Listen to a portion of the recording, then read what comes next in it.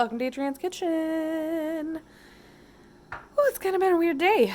We definitely were productive, sort of, but also lots of relaxing today.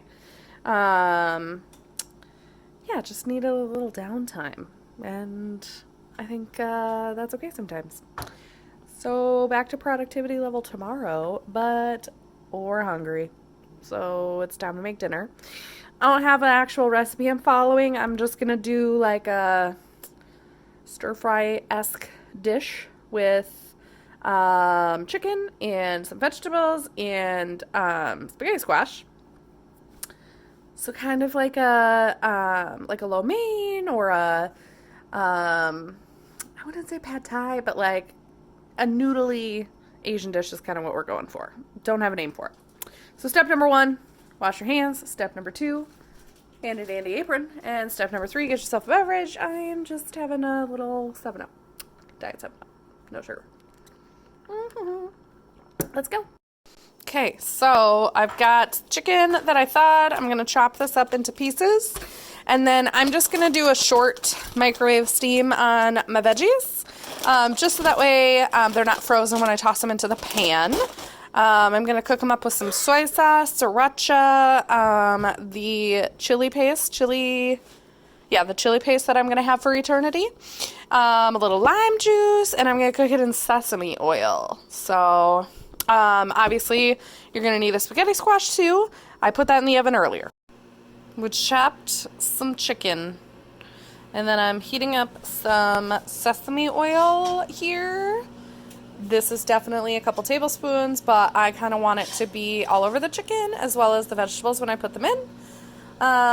We'll put salt and pepper and garlic powder, onion powder. That's like 4 spices I think I use in almost everything. But we'll put all that in there. We'll also throw in a little bit of garlic here in a moment once the oil is a little warm. And then we will add in the other seasonings as we go. Speaking of spaghetti squash, so I cooked this up at 400 for about 45 minutes, and then it should be inside. I'm expecting when I cut it in half, I'll be able to just fork it into basically noodles. I do try to let it sit because it's like super hot, like hot to the touch, so I will have to scoop it wearing an oven mitt on top of it. So let's go. Okay, our chicken has been cooking, I would say, for probably about 4 or 5 minutes in the oil, and I'm just going to dump in the veggies. When there's just a little pink left in the chicken, that's when I add the veggies in, especially because these are already cooked and they're slightly warmed already, so we're really just adding these in to the oil to finish cooking. And then in a couple minutes here, I'm going to add more seasoning stuff over here for the sauce. And then at the very end, we'll add the squash because we don't want to put the squash in too soon because it is, again, a water-based vegetable, and so you'd end up with too much water in your pan because you would just cook it down. Okay, just a little of lime in there. I have a soy sauce love, so we're going to add quite a bit of soy sauce in there. Squirt of, don't mind that, just my silverware. A squirt of sriracha over the top, and then we're going to be very conservative with our chili paste, and just do a tiny little bit. Like I said, the actual serving size on the container is a teaspoon. So we'll have this chili paste for eternity, and you'll just get to keep watching me cook with it.